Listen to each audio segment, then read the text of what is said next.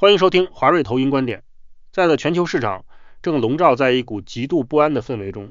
如果你打开路透社或彭博社的终端机，你会发现交易员们正在疯狂押注一件事：联准会可能会在下周的7月会议上出乎所有人意料地宣布升息。目前市场定价显示，下周升息25个基点的几率已经飙升到了将近 40%， 这是一个非常惊人的数字。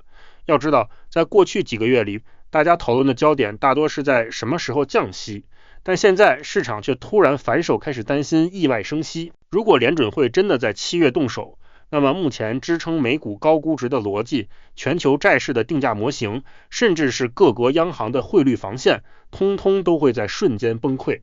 但是就在市场风声鹤唳的时候，野村证券却在最新发布的研究报告中直接拖了一盆冷水。野村明确指出，这场所谓 40% 的升息预期很可能是一个大骗局，或者是市场集体过度反应的产物。他们认为，下周的 FOMC 会议不仅不会升息，甚至可能比大家想象中的还要平淡无奇。目前市场正处于一个高度矛盾的节点，一方面原油反弹与通膨疑虑让投资人押注联准会升息，另一方面野村证券却认为7月 FOMC 将维持利率不变。华瑞认为，这场博弈的核心不在于25个基点的利率差异，而在于市场与联准会对未来数据的解读出现落差。若只看升息几率，可能会错过市场重新定价带来的机会。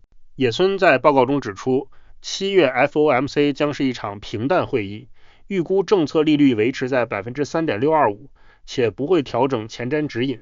由于本次会议没有最新经济预测与点阵图，对新任主席华许而言，也不是适合突然转向鹰派的时机。野村认为，华许虽会维持抗通膨立场以建立公信力，但实际政策更可能采取等待观察，而非立即升息。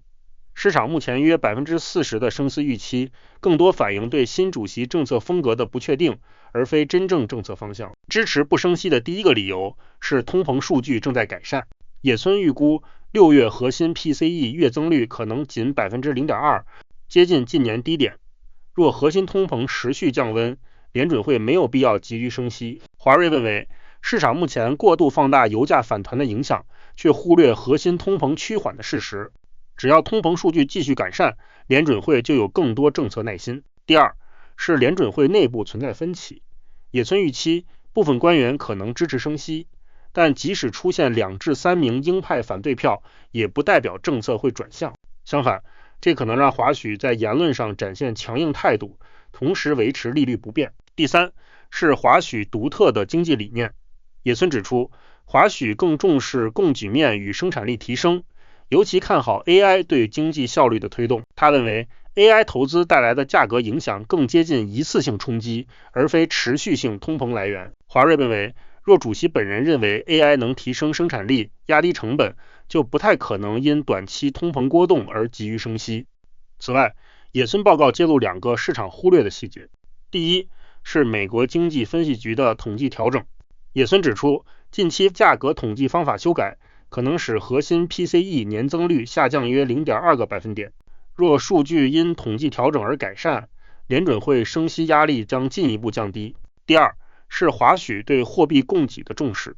野村认为，华许倾向观察 M2 等货币指标，可能让联准会更依靠流动性管理，而非单纯透过升息控制通膨。若资产负债表政策有效，利率未必需要持续上升。若野村判断成真，华瑞认为投资人应关注3项机会。首先，长天期美债可能受益，目前殖利率已反映过高升息预期，若7月会议确认市场过度担忧，债券价格可能反弹。其次，股市可能存在华许卖权，若市场因升息恐慌下跌，华许可能透过温和讯号稳定金融条件，避免市场过度收缩。不过，最大风险仍是油价。